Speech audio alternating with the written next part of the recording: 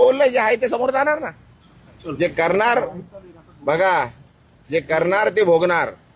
हा सर, राजुल पाटील संदर्भात पाहिलं गेलं तर अरे भाई कशाला बस झाला ना आता. तुला बोललो 2 मिनिटं बोलायचं होतं, बोलणारच नव्हतं. बोललो ना भाई, आता अजून किती कशाला हे करतोय. चल बस माझ्या बरोबर, बस ना गाडीत. चल बोलता बोलता जेवढं बोलायचं तेवढं बोलू. चला कशाला इज्जत देतो भाई, घे ना यार कशाला. हा?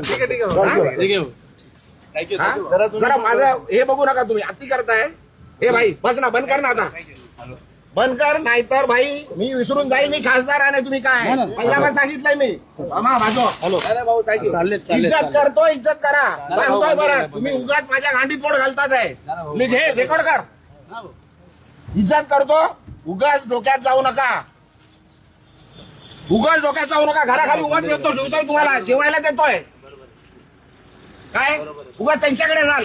ते बोलतात ना मला, मी बोलणार नाहीये. आता परत आले तर मारून पाठवणार तुम्हाला. पण जे बोलायचं लिहायचं ते लिहा. पत्रकारांना मारण्याची धमकी देणारा संजय पाटील खासदार असेल नाही तर कुणी असेल, त्याला आमचा इशारा आहे की पत्रकारांना जर टार्गेट केलं, सत्तेची मस्ती चढली असेल, मात चढला असेल तर उतरायला वेळ लागणार नाही. तुमचं आणि त्या संजय राऊतचं काय भांडण आहे ते मिटवीत बसा. पण पत्रकारांवर जर दादागिरी केली, हा पत्रकार आहे म्हणून तुमचं अस्तित्व आहे, तुमच्यामुळे पत्रकारांचं अस्तित्व नाही. टायगर ऑपरेशन, टायगर ऑपरेशन, हे असले भुरटे खासदार, याला टायगर म्हणायचं काय? हे भुरटं ऑपरेशन आहे. आणि हे भुरटे सन्माननीय एकनाथ शिंदे साहेबांनी ओळखले पाहिजेत की हे डमी टायगर कुणी पाठवले तुमच्याकडं. पत्रकारांना धमक्या द्यायच्या, पत्रकारांना जिवे मारण्याच्या धमक्या द्यायच्या. मी बॉम्ब टाकीन, मी अमुक करेन, मी टमुक करणार. कोण लागून गेला तू? पॅन्थरचा इतिहास जरा बघा. शिवसेनेला चांगल्या प्रकारे माहिती आहे पॅन्थरचा इतिहास. गाडी बशी उभा राहिला तर त्या दरवाजाच्या वर तुझी उंची जाय ना. आणि पत्रकारांना मारण्याची भाषा करताय काय? तुमचं राजकारण तुमच्याकडे ठेवा. हा गट तो गट, काय डोके फोडायचे, कुणाला गोळ्या घालायचे ते घाला. पत्रकारांना बोटं घालायची भाषा करतो, दांडा घालू. भाषा ही खासदाराची. लाज का वाटली नाही? सर्वसामान्य बहुजन कुटुंबातले हे पत्रकार, त्यांना तुम्ही अशा प्रकारे वागणूक देणार? आणि पत्रकारांनी बहिष्कार टाकल्यावर भीक मागत फिरावं लागेल. काहीच राजकीय अस्तित्व राहणार नाही, लक्षात ठेवा.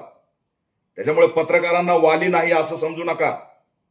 यापुढे जर पत्रकारांना कोणत्याही नेत्याने टार्गेट केलं, कोणताही सत्ताधारी असो की कुणी असो, त्याची माज आणि मस्ती उतरायला आम्हाला वेळ लागणार नाही. तुम्ही जर पत्रकाराला हात लावला तर घुसून ठोकू, लक्षात ठेवा. मग कुणीही असू तो. म्हणजे टायगर ऑपरेशन, कसलं टायगर ऑपरेशन?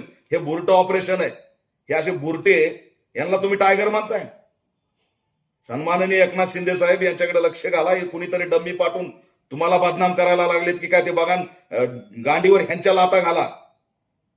आणि बोट घालण्याची भाषा कराल तर दांडा घालू, लक्षात ठेवा. समग्र महाराष्ट्रातल्या पत्रकारांच्या पाठीशी ऑल इंडिया पॅन्थर सेना ठामपणे पाठीशी उभा आहे.